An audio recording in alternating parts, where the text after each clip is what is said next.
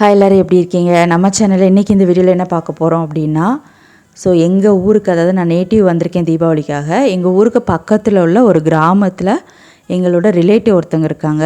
அவங்க வீட்டுக்கு வந்திருந்தோம். அவங்க வீட்டில் பக்கத்தில் இருக்க தென்னந்தோப்புக்கு எங்களை கூப்பிட்டு போகிறாங்க. நாங்கள் எதுக்காக இங்கே வந்தோம் அப்படின்னு பார்த்தீங்கன்னா, இவங்க நாட்டுக்கோழி வீட்டிலே வளர்க்குறாங்க.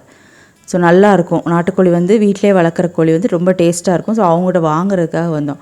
அவங்க எப்படின்னா, அவங்க எங்களுக்கு முன்னாடியே தீயில வாட்டி நீட்டாக வாஷ் பண்ணி கட் பண்ணி கொடுத்தாங்க.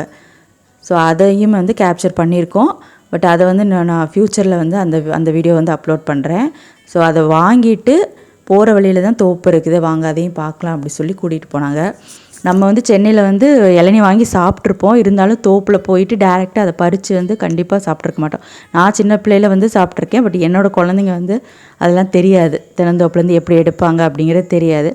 அவங்களுக்கும் காமிச்ச மாதிரியும் இருக்கும், ஃப்ரெஷ்ஷாக இளநீ குடித்த மாதிரி இருக்கும் அப்படி சொல்லி நாங்கள் கிளம்பி போயிட்டோம்.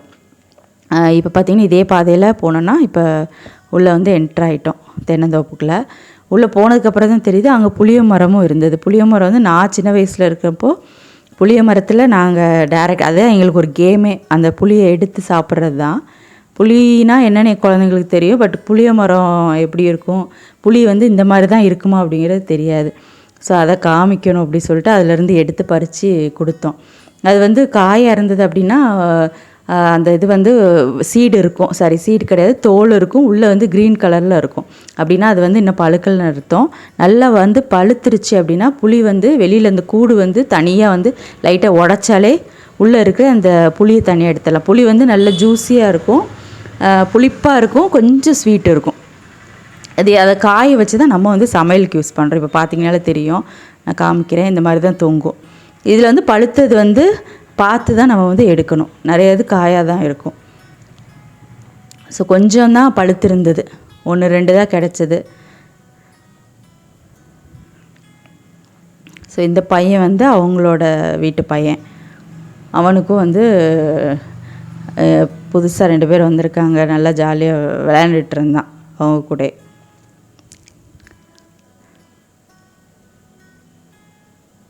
அவர் கரெக்டாக பழம் எது பழம்னு சொல்லி காமிச்சு அவரே எடுத்து கொடுத்தாரு. அதே மாதிரி இவங்க தென்னை மரத்தில் ஏறி பறிக்கல, அந்த கம்பு வச்சு அடித்தே இழுத்தே எடுத்துடுறாங்க.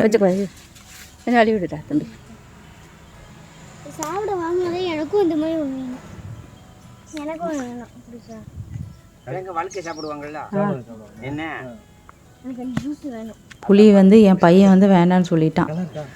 என் பொண்ணு தான் எடுத்து சாப்பிட்டா. அவளுக்கு இந்த டேஸ்ட், அவள் எப்பயுமே நான் வீட்டில் வச்சுருக்கிற புளியை கொஞ்சம் எடுத்து சாப்பிடுவாளுக்கு. அந்த புளிப்பு டேஸ்ட் ரொம்ப பிடிக்கும். இது ஜூஸியாகவும் இருந்ததுனால அவளுக்கு பிடிச்சிருந்தது. பட் ஆனால் ரொம்ப பழுத்துரும். அந்த மரத்தில் ரொம்ப பழம் இல்லை, நிறைய காய் தான் இருந்தது. அப்படி போகுதா? அவன்கிட்ட தான் சொல்கிறான்.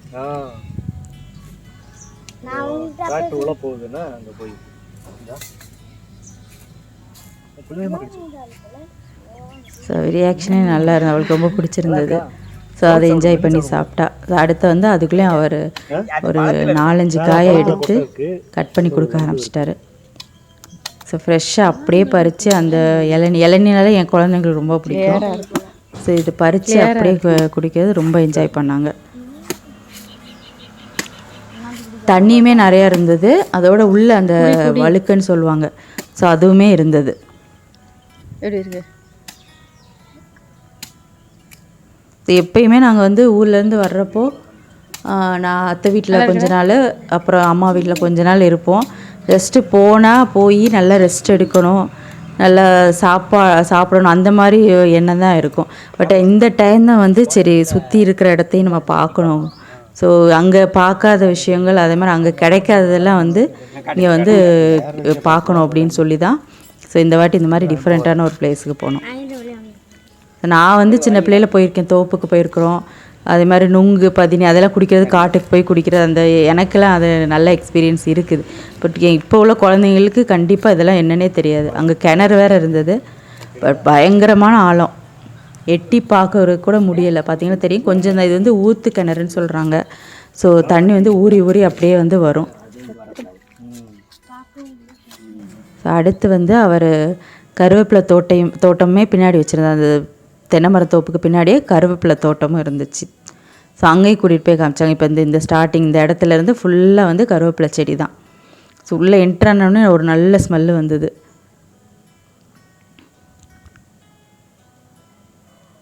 ஸோ பார்த்தீங்கன்னா தெரியும், நல்லா இருக்குது, பார்க்குறதுக்கே ரொம்ப அழகாக இருந்தது. உள்ளே போல் நாங்கள் வெளியில இருந்தே பார்த்தோம்.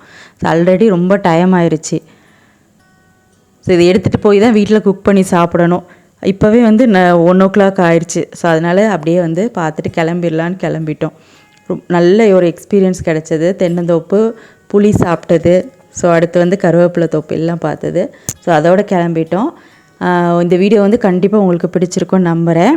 ஸோ அடுத்தடுத்த வீடியோலாம் ரொம்ப இன்ட்ரெஸ்டிங்காக இருக்கும். ஸோ மறக்காமல் சப்ஸ்கிரைப் பண்ணி பாருங்கள். அப்போ தான் நான் ஃப்யூச்சரில் போட வீடியோ எல்லாம் உங்களுக்கு நோட்டிஃபிகேஷனாக வரும்.